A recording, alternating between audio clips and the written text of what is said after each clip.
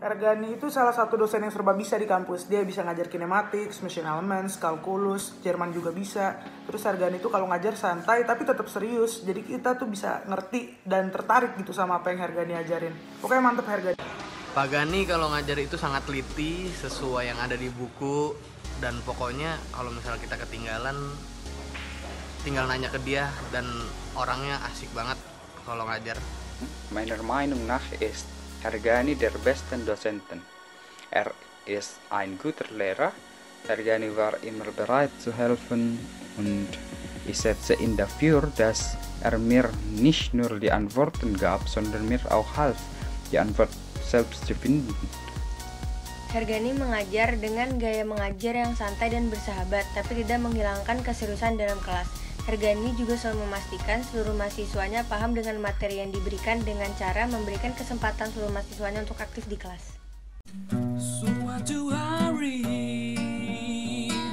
aku ujian matematik 3 sungguh susah.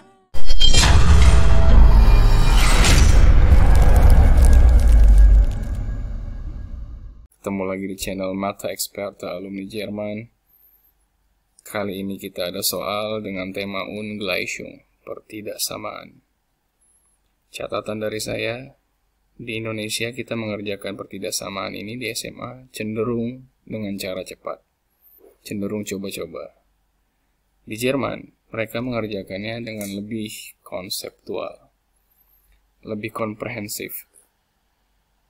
Dan di Jerman, mereka itu tidak hasil oriented, tapi lebih ke step by step, langkah-langkah, lebih Verfahrens orientiert.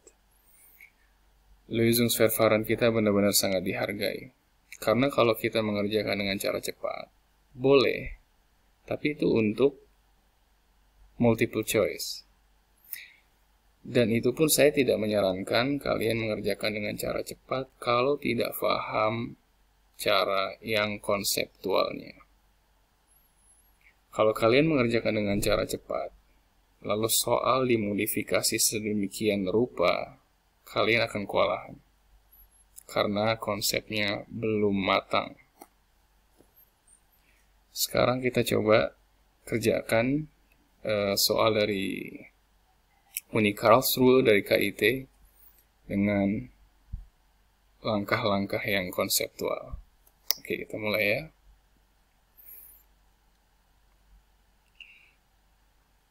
Pertama,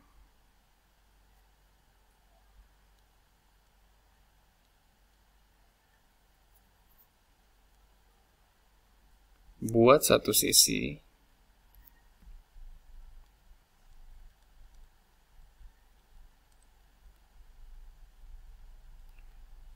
menjadi 0, yaitu angka 3 kita buang ke sebelah kiri menjadi minus 3. 2x per x min 2 kurang 3 lebih besar daripada 0. Langkah kedua, samakan penyebut. Dalam case kita ini 2x per x min 2 ini 3 kali x min 2 lebih besar daripada 0. Nah, sampai di sini, atau sebentar kita perhalus lagi, ini menjadi 2x min 3x plus 6 per x min 2 lebih besar dari 0. Final formnya adalah min x plus 6 dibagi x min 2 lebih besar daripada 0. Sampai di sini cara di Indonesia masih sama. Nah, tapi perbedaannya dimulai di sini.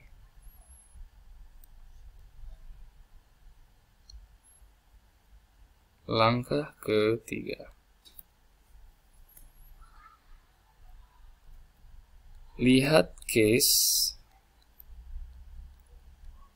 kasus soal kita kali ini itu lebih besar dari 0.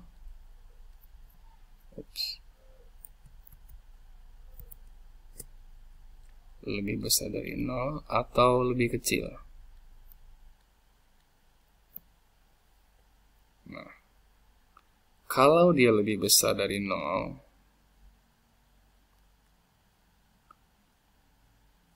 berarti positif. Lebih kecil dari 0, negatif. Kalau positif, ada 2 kemungkinan. Nah, di sini yang tricky. Pembilang lebih besar dari 0 dan penyebut lebih besar dari 0. Positif dibagi positif, hasilnya positif kan? Nah, itulah dia makna lebih besar dari 0 di sebelah kiri ini. Ada kemungkinan kedua yang akan menyebabkan sebuah hasil itu positif, yaitu jika pembilangnya negatif dibagi negatif. Sedangkan yang di bagian sini, negatif, itu hanya akan terjadi kalau 2 kemungkinan juga. Kalau pembilangnya positif dan penyebutnya negatif, contoh 2 dibagi minus 3 kan minus 2/3 ya kan? Atau pembilangnya negatif, penyebutnya positif. Nah, case kita yang mana soal kita nih sekarang? Yang lebih besar dari 0. Lebih besar dari 0. Berarti kita ambil yang ini.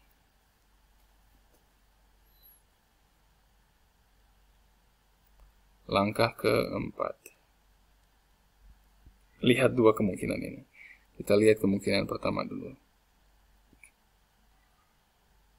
Positif dibagi positif. Pembilangnya positif, berarti min X plus 6 itu harus positif. Positif itu berarti lebih besar daripada 0. Dan penyebutnya pun harus positif, berarti X minus 2 harus positif.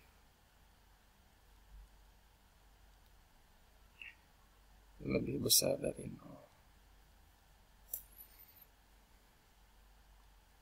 Nah, ini kita modifikasi menjadi X lebih kecil dari 6. Sedangkan yang ini jadi X lebih besar daripada 2.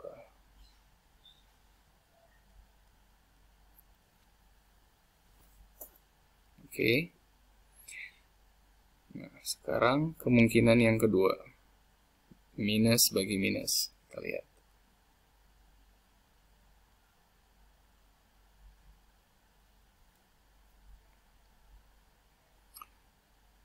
Berarti pembilangnya minus. Nah, berarti min X plus 6 lebih kecil dari 0. Dan lihat penyebutnya X min 2 lebih kecil daripada 0. Ini dimodifikasi menjadi X lebih besar daripada 6 dan X lebih kecil daripada 2.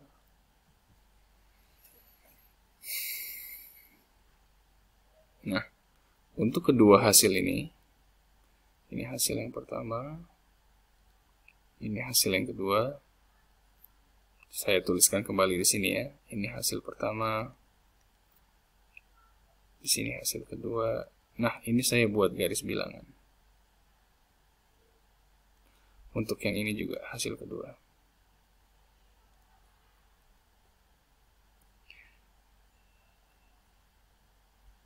Lihat. Limit kiri dan kanannya adalah angka 2 dan 6. Begitu juga dengan case kedua ini. Angka 2 angka 6.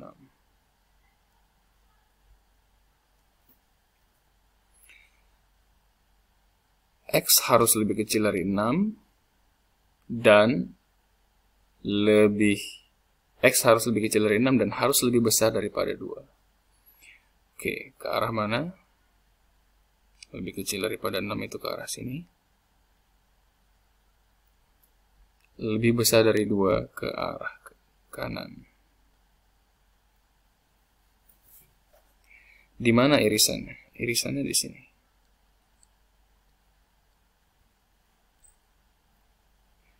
Berarti untuk case yang pertama, dari hasil positif dibagi positif, kita mendapat jawaban Lösung 1, jawaban pertama, itu X lebih besar dari 2 dan lebih kecil daripada 6. Sekarang kita lihat hasil dari kemungkinan yang minus dibagi minus. X lebih kecil dari 2 ke kiri. X lebih besar dari 6 ke kanan. Ada nggak dan dari kedua arah yang tidak bertemu ini? Tidak ada. Tidak ada pertemuannya, berarti Lösung 2, Lösung 2 yang di sini itu himpunan kosong. Tidak ada jawabannya. Dan final answer-nya di finale Lösung, die endgültige Lösung,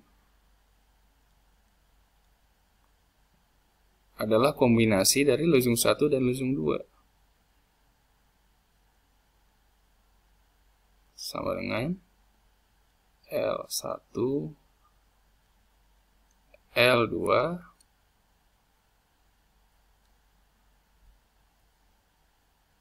karena L2-nya himpunan kosong, kita ambil yang L1-nya saja. Yaitu 2 X lebih besar daripada 2 dan lebih kecil daripada 6. Ini hasil akhirnya.